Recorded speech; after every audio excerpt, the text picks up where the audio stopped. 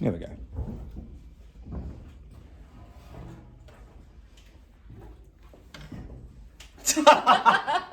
Fuck, Kerry. Ladies and gentlemen, I am here with the magnificently magical, extravagant, delicious, beautiful, incredible, talented professional, Mrs. Kerry Ashcroft. How are you doing, team? Welcome to the Pure Jamie Milne podcast and JMTTv. I can't remember what episode this is. This is in like the mid-30s, late 30s somewhere. But I am so excited. Multiple title holder in the world of bodybuilding. Kerry has 5 Queensland state titles. Which of course it's 6 Queensland state titles. She was funging on the sorry, Kerry. 6 Queensland state titles, 5 national bodybuilding titles, and 1 professional title. Yes, I do. Kerry also has her own gym around the corner, studio gym, works with a lot of people on the sunny coast. She is an authority in the bodybuilding world, highly respected, loved, adored. Kerry Ashcroft. Thank you. That was a nice introduction. You're welcome. We have caught up today to talk about, I suppose, motivation in the colder months and the darker months, and 2 very different genres of the industry. Essentially, looking to establish the same things, but we've both been around in the industry for a fair bit, and I think we could probably add a bit of value and support people, guide people to being motivated and being driven in these colder months. It is difficult, yes. And even for I can only speak for myself. I find it brutal when it's dark and it's cold. I love it, but it is certainly... Yeah, it's hard to go up in the morning, isn't it? It's definitely. So, I don't know. Let's have a bit of an open conversation and see. Yeah. And what do you think, Kerry? Like, so how do we preface this podcast? So we're very tired today, aren't we? Was it? I think it's like the aftermath from the weekend of Port Macquarie. Yeah. Very true. Yes. Bodybuilder can run as well. She's a unicorn. She's a hybrid. I don't know. Well, what did you run? 54 Ks, 54 kilometres. Can deadlift a block of apartments. Can bench press a small European car. Overhead squat 4 Asian men. And can run 54 kilometres. Yeah. Unreal. Yeah, it's amazing though what you can do when you really want to put that effort into it and that drive. I think for myself, it is just finding something each time what keeps challenging me. If it is bodybuilding, dieting, or no, it's ultra running. Yeah. And I think that's what does drive me. Yeah. It's just that challenge every time. Yeah. So you think like sort of finding something which is pretty extreme. Yeah. Which possibly I might not be able to do it, that's what really drives me. Yeah, I think that makes sense to me. I think, I think there's a few people like that. I was about to say you're probably a minority for what my opinion's worth. A lot of people, I find, people I've worked with, they'll set the bar at an achievable level. So the bar's not set too high for the fear of maybe not achieving said outcome. So they set it a little bit lower, there's almost a bit of a guarantee that I'm gonna achieve that eventually. But then like you say, then you've got the outliers, the people like yourself that are just driven, have that almost unsatiated desire to do mind-bending, physically demanding, crazy shit. Yeah. Kerry, when I met Kerry, just to give you a little bit of insight into my small journey with Kerry, which has been amazing, but to see that firsthand, Kerry hadn't done a lot of running since you were young, eh? Yes. You did a little bit when you were younger. Yeah, so I started in the UK when I was 22. And it's funny because I was so embarrassed about running that I used to run in a field until I could run a little bit further. So I used to run in a field, and then that would then progress to like a K, or it's a mile back there. So so I used to do miles. That would progress into miles, and then a little bit further. I ended up doing a half marathon, which was one of the biggest ones in the world, I think, which is the Great North Run. Oh, yeah, so that does attract like a lot of people. That's in Newcastle in the UK. Yeah. Wow. Yeah, so I did really enjoy running, and then I got pregnant, and then after the kids were 1 or 2, I started running again. So when I moved over here, I was actually running then. Yeah, So that right. was 8-9 years ago. But never any distance, any long distance or anything like that? I actually did a relay for life where I ran a marathon. So I did 104 laps. Okay. Which is pretty boring. Yeah. Yeah. But yeah, so from then I got into bodybuilding. So that's when I stopped running, because obviously one has to take preference over the other. So yeah, I stopped running. No one told me that at the start. I've been pumping weight since I was 13. I'm still look like a 12-year-old. That's all right. Where was that info? A few years ago. That's all right. I'm okay. I'm good. Yeah. Sorry. So yeah, it's only recently. So I came. Actually, we met when you was doing the double unders. Yep, that's right. And that's right. Yeah. Yeah. So I came here. I thought, oh God, what a nice community it is here. Didn't think anything of it. Went away, and then during COVID. I was weight training every day, but then my motivation had gone to actually go out, go walking, go running, doing anything. So my fitness levels dropped. Yeah. And when my fitness levels drop, I don't feel quite myself. Yeah. Yeah, and it's hard to kind of get back into that rhythm then, isn't it? So that's when I came to see you. Yeah. Actually, just to get fitter, do a bit of running. And it's quite funny because on one of your workouts, it was like an 800-meter run. And I shit myself because I didn't think I could do it. The next minute we're doing ultra marathons. Yeah, that was a few weeks ago. Now she's running 54Ks. Yeah. That gives you a little insight into the athleticism of Mrs. Kerry Ashcroft. I've only sort of arrived at this destination, this thought process about motivation recently. Yeah. Kerry and I were doing a run the other day, and we were and that was essentially the inspiration for us getting together and just putting something on YouTube and a podcast. And we were talking about motivation, and I couldn't help but think at how, to me, motivation now, in my point of my career, professional career, motivation to me is like confectionery for the brain. Yeah. It's fucking crap. It Yeah. really is shit. And what motivates Kerry and I today, tomorrow will be gone. Yeah. And then 2 days later, something else is going to motivate you. And it's kind of like one day you like jelly snakes, and next minute you can't fucking stand those. You're right into those other things. I always like jelly snakes. Kerry always likes jelly snakes. Sandy in the gym this morning was feeding people walking around with a tub of jelly snakes. Anyway, she drives a big candy white van. No judgment. Jelly snakes, candy, everybody, candy. So she was like candy all through the thing. I'm like, what are you doing? Sabotaging our hard work. Anyway, back to the podcast. So confectionery for the brain, right? So it can come and go just like the wind, whistles through. 1 minute you're motivated, then 2 days later you're not. And so what I thought about, my little realization or enlightened moment was that, and I have to use this for myself, right, is that action is what we need. Yeah. And I really believe that, because no matter what a person perhaps comes up with in regards to motivation or what they look for to inspire them, that will eventually run out. But one thing that we are certain of, or I am certain of, is that action, the doing part, is the part that is a constant. If you initiate something with action, you'll generally always be fine. And an example is like most of the time at the moment, I'm at the end of a running program, as you know, and I'm fucking over it, totally and utterly over running. I really, really dislike it. Had to do a 5K time trial the other day. And to most people, they're like, oh yeah, cool, 5Ks, or 5K time trial. But for me, that's serious. Yeah. That's like a 1 rep max deadlift for Kerry. It's a big day in the office. It's gonna end pretty badly. It's gonna hurt. So I know where I need to be at each kilometer and what the time looks like and my frame of reference from other 5Ks. So I'm just the thought of doing that, I just wanna fucking, stick pins in the eyes. So I give myself 5 seconds, and then I initiate said, action straight away. So I count to 5 in my head. So I'm 5, 4, 3, 2, 1, and then just go.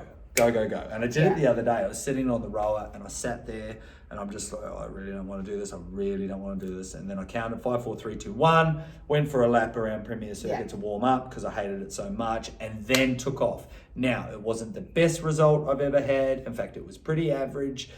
But I was subtly more motivated Yeah. afterwards, and I just believe motivation follows action. Yeah. Action always precedes motivation. That's my thought process about it. I had something really intelligent to say about it, but I got caught up listening to myself talking, which happens sometimes. Kerry, what do you think? Yeah, we did the same thing last night. So me, Liz and Lisa had 5 800-metre sprints, and none of us wanted to do it.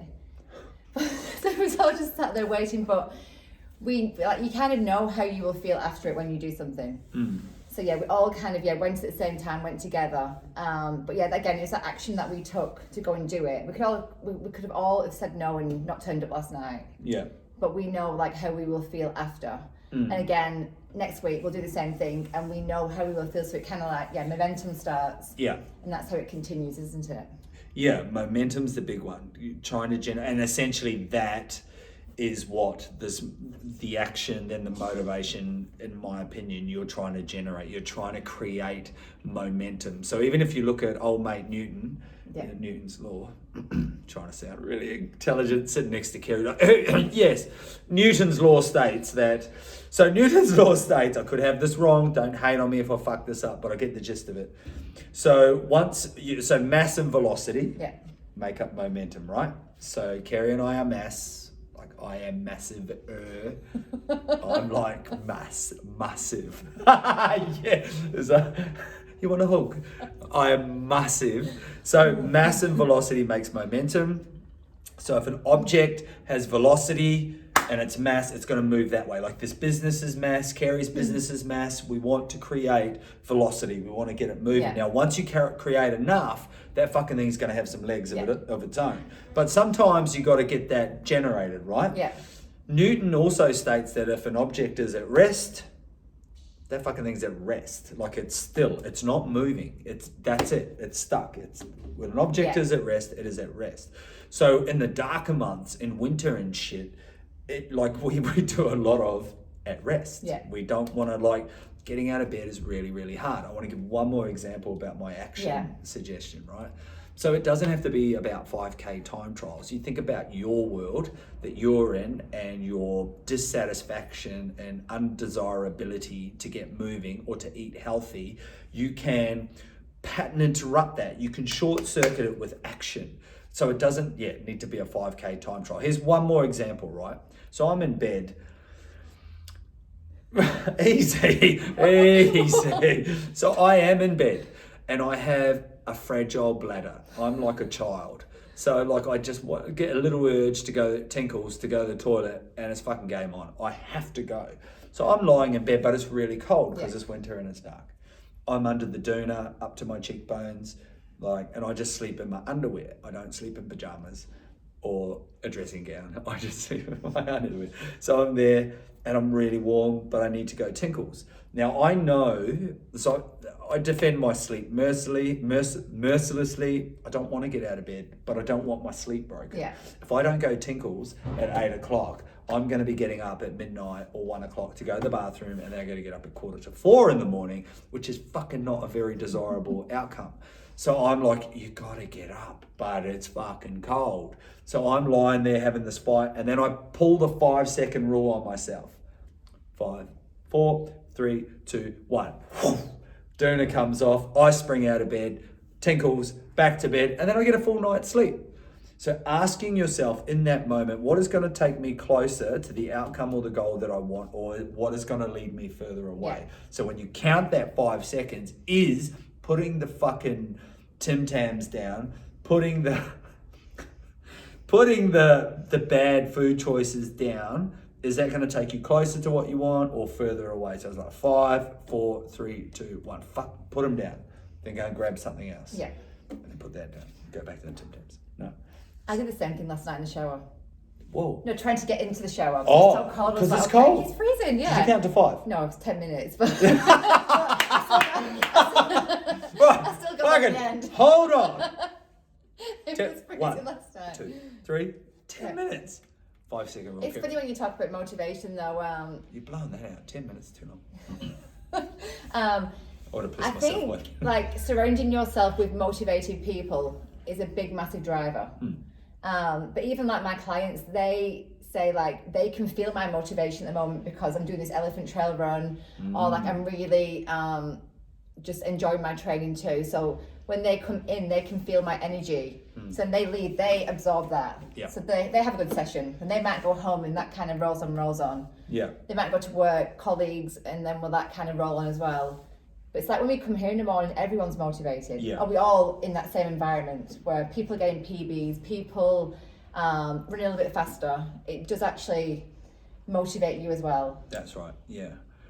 I love that though. Yeah. That's very, very true. It's that whole birds of a feather. No, definitely it is. Type thing. So surrounding yourself within a good environment that's conducive to what you're trying to do. Yeah, I love that. I to piggyback off that, to focus on individuals. I love a little training why. I mean, people that know me know I'm a goal setting orientated whore. I love it. And there's a reason for that. It allows you to focus on and think about why you're actually doing it. Yeah. And those drivers can be anything. Most people, as Simon Sinek says, most people don't give a fuck what you do. Yeah. And to be fair, most people don't care how you do it. A lot of people are very, very interested and enthusiastic as to why you do what you do. So if I, obviously it seems like I keep talking about myself, but I can only talk about me, my perception. I have our ultra event that, there's many reasons why I do that. And I can almost take an inventory, check in on myself, like, why am I actually doing all this running? Why am I... what is your why? For the Elephant Trail Race? Yeah. Oh, you're right, Kerry. This I want to know. This wasn't in the fucking show notes. No. Okay, I've got to try and do this really quickly. Okay. My why is to validate. So everything I advise and teach people, from the mind to the body, to me the Elephant Trail Race validates that, and it solidifies me as an authority in the industry. And some people will argue, have you not done enough? Do you not think some of the things that I've done in the past? Which is actually a fair statement. But for me, it's not ending. Like they talk about Maslow's hierarchy of needs, right? That little pyramid down the bottom, you got food and shelter and water, and then you got, community, and it goes up, and all these other things that we need as human beings. Now, at the top of Maslow's hierarchy of needs is basically enlightenment. So you could chuck the Dalai Lama or Gandhi or Mahatma Gandhi and the rest up there, up the top, Mother Teresa, that, enlightened. So for me, to do something like the Elephant Trail Race is the most liberating, powerful expression of freedom and enlightenment that I can come up with the way I am right now in this moment in time. So that is essentially why I do what I do. And it because, as you know, Kerry, the Elephant Trail Race is so fucking psychologically mind-bending. Like, I've done some crazy shit in my time, so there's 7 laps of a 26.7k course, and there's 1,500 meters of elevation in every lap. We did 3 laps on the weekend. That was 4,500 meters of elevation. That's half of Everest, just as a frame of reference. So in my opinion, you run that first lap with your body, man, after that, it is all psychological. So that, to me, validates who I am and what I do. That's my why. Thank you. You're welcome. Kerry, what's another couple? I reckon how do you feel about we just fire out a couple of, so we've got what Kerry said, something that is challenging, that breeds motivation. I love that. I threw out their action and a bit of a why. What else have we got, sweet? Well, see, I've had to dig a little deep because I know at some point during this elephant race I'm going to hit a few walls, and I've had to think about like what is going to drag me out of this shit place. It's because you're fanging. She's a fanging. And I was thinking about what is my why? What has driven me to like bodybuilding, because that gets like extreme, gets really hard at some points when you've no calories and you have to train hard and you want to give up. You hit walls during bodybuilding competition prep as well. Yeah. So I kept thinking about like what, because I've hit so many walls, like what actually got me out of those kind of situations. But I've never really had like a why. Like I've had like an unconditional why, like it's your family, your kids, all that kind of thing. But that's like as a given, isn't it? But it's more of like a want that I have, and it's like that want that you want to be better, you're going to succeed, you're going to you could fail, but it's just making sure that you don't, and that's what drags me. I love that. Yeah, so that's my want. So maybe people's why isn't strong enough, what keeps them motivated or keeps the momentum going. It's more of finding that want, what makes the soul set on fire. I think that drives me more. I love that. A want. A want, not a why. Yeah. Ooh, there we go. I really like that. Yeah. Because like even with this elephant trail, like there's no guarantee I will finish it because you don't know what's going to happen. Your body might break down. You might get injured. All those kind of things. So that's what's kind of, I don't know. That's what kind of draws me in as well. Yeah, you're right. And I think just I'm not sure what the bodybuilding world's like. I mean, I understand the huge amount of discipline, and I want to just touch on that in a second. But other than the actual competitive stuff, I'm not sure what about certainty. But I know with the ultra world, the endurance world, and you alluded to it really well, there is no certainty. No. When something goes for fucking, in Kerry's case, I think they're 24 to 30 something hours or something. I don't know what the time limit is. I've got 31.5 hours. Yeah, so, thinking about an athletic endeavour that's going for 30 hours, there's a fuckload of uncertainty in that. Yeah. My event is 41 hours. Like, that's 2 night times. That's a whole fucking weekend dedicated to running. You have 3 laps more than me, and is it 13 Ks? I'm sure 7. Yeah, 7 laps and 13 Ks. Yeah. So there's a huge margin for error. There's a lot of uncertainty, but this is why I love chatting to Kerry, because we're very like-minded. However, we're very similar, but we're very different. And I think that's awesome. She was talking about, because this is a thing too, and this is my other little point about motivation. Most of us, not all of us, but in my experience, most people know what they want, right? Yeah.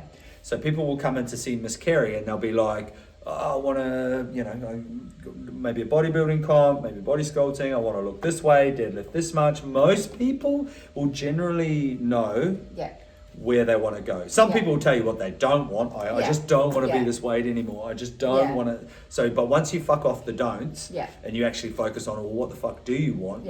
Most people will give you an answer, right? Yeah. Now, this is the next part. So say, I'm just making shit up here. Okay, his name's Barry. Baz. So Steve. Steve. See, you like that, eh? Thelma, Louise and Steve. So Steve wants to lose 20 kilos. Yeah. So we're fucking cool with that. I'm like, all right, Steve. Yeah. Steve wants to lose 20 kilos. This is the thing. Steve knows he wants to lose 20 kilos. I go, cool story, bro. You want to lose 20 kilos. Yeah. The interesting thing is 99.99% of the time, Steve will actually know what to do to get there. Yeah. Even if he's coming to a fitness professional with not a lot of mastery around food and stuff like that, he'll have a pretty good fucking idea of how to get there. Yeah. So Steve goes, want to lose 20 kilos, and I say to Steve, and I love almost acting stupid and curious. So what do you reckon? How would we do that, do you reckon? With you being a scaffolder and not you, but so easy, Jamie, a fucking small business. No, you being a chippy and working those long hours and stuff, how do you reckon you'd do it? And then it'd be straight away, well, I could go to, then they'll talk to me like I'm fucking stupid. Yeah. Oh, I could go to fucking Subway and get salads. Yeah, and just when the boys are having schooners and stuff on a Friday, I just get that low carb one or soda water. Yeah. Like I'm fucking stupid. And I'm just like, right. So asking them, and they will give you the answers. Yeah. They'll tell you how to lose the 20 kilos. So it's not that, in my mind, it's not the problem that they don't know where they're going. Yeah. And the fucking 99% of the time, they know how to get there. Yeah. The part they miss is discipline. Yeah. The part they miss is consistency and discipline, because then everything makes sense on paper. So Kerry does a lot of my nutritional work because she's an authority in the industry around food and shit like that, and she's been a great wealth of information and knowledge for me and my learning. And she'll write, Jamie, eat this, this, this, this, this. When you're doing your long run on Saturday, eat this, this, this, this, this. And I go, yeah, cool, because I know where I'm going. Yeah. Fuck yeah. And I would like to think that I fucking know how to get there. The part where the wheels fall off is Kerry says I get this, this, this, this, this, but that fucking raw Snickers slice and those peanut butter and that. Why did you have to say tiramisu? Where the fuck did that come from? I know it was a. Holy fuck! He made a Cliff Bar sandwich with a block of cheese. You fuck! You said no. Oh, you were not meant to talk about that. Oh. Oh, was it? So we finished our training run at the Elephant Trail Race, and I was fucking fanging for some food. So I got a Cliff Bar and I start eating this Cliff Bar. They're like energy bars. I'm smashing it. And this Cliff Bar is like white chocolate and macadamia. I'm like, oh my God. No, it's a peanut butter, that one. Oh, peanut butter. Fucking right. So I've got the peanut butter on. I'm smashing it. Our friend Ben goes, Jamie, you want a slice of cheese? Slice of cheese? And he cuts this cheese like it's as thick as your fucking finger. And I'm like, oh, fuck. Because I just run 80K. So I'm like, cheese on the Cliff Bar, and then I'm like, have you got another slice of cheese? So I get this other slice of cheese like with my finger. So then I've got a peanut butter Cliff Bar cheese sandwich like that, eating it. Now you made me lose my train of thought. But see, that was a lack of discipline. Yeah, it was. Oh. Can we go back to Steve? Yeah. As in, yeah, okay. Is he a scaffolder? Yeah, he is. Yeah. But do you know you said about him, he wants to lose weight? Yeah, he does. That isn't, I don't think that is enough want for him to do that. Mm-hmm. So if you ask him and start like digging, okay, what do you actually want? Mm. So I want to lose weight because I feel shit about myself. I look crap in clothes. I really want to look good and have more confidence. So if you dig a little bit deeper, me too. that want will become stronger and stronger and louder. So I think sometimes people are very vague with what their want is. So you have to dig deeper. Yeah. Okay. Like his lack of confidence might be stopping him from going out socialising. He might be single, so it might be stopping him from meeting a new partner. So these little things so his original want to lose weight isn't quite loud enough. Yeah. So if you start peeling back the layers, I think then you will find that louder want and that bigger want. Love it, love it. Great suggestion. Yes. So that will stop him, that will create discipline then. Jesus Christ. I fucking really want to be the first one to finish that 200 kilometres, but it doesn't stop me eating Cliff Bar cheese sandwiches. That was amazing. Because your want's not loud enough, that's what it is. Oh, Kerry, fuck, who invited Kerry? Right, Kerry, we got, what do we got there? We've got like a minute left, so let's fire out one more little pointer for motivation in the colder months, in the winter months. It's fucking cold here on the coast. We got to 3 degrees, that's about 3 degrees away from Snowden and Flaxton.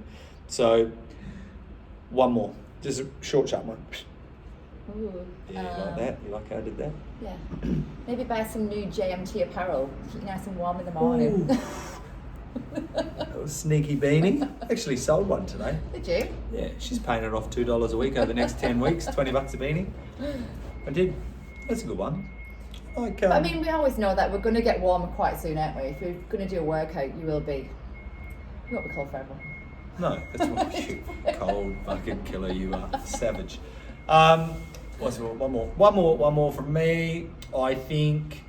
But even like winter. Sorry, I keep putting. No, you're fine. I do it to you all the time. You're fine. You're fine. That's all right. But like people want a summer body, or potentially that could be their goal. Like use winter now as your like pre-prep to get your body primed for summer, rather than wait until like, oh shit, it's summer next week. I don't feel great. I want to go to the beach. But if you did all the hard work now, peeling all those layers back, and then by the time summer gets here, then you'll be ready to go. I love that. There's a book out on the market at the moment by BJ Fogg. I didn't make that name up. The name chose him. I didn't choose it. BJ Fogg, PhD. And his book is called Tiny Habits. Now, he is definitely the authority on behavioural science. And I'll put this link in the little show notes, in the comments. So he's an authority in behavioural science, wrote the book while he was doing all his legitimate studies, like fucking seriously massive research studies. People were plagiarising and cultivating his shit.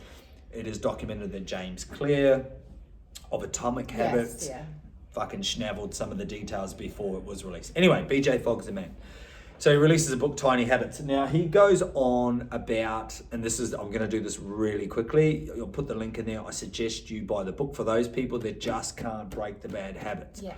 He has a habit creation model. It's called the ABC model. So ABC is an acronym. A stands for anchor, B stands for behavior, C stands for celebration. Now, I'm not BJ Fogg, but I have read the book multiple times and listened to heaps of his shit, so I'm going to give my version of it. A, the anchor, is create something to remind you. So we can use like a digital reminder, obviously the phone, a personal one, like getting yourself an amazing coach and trainer like Kerry. They can be a reminder.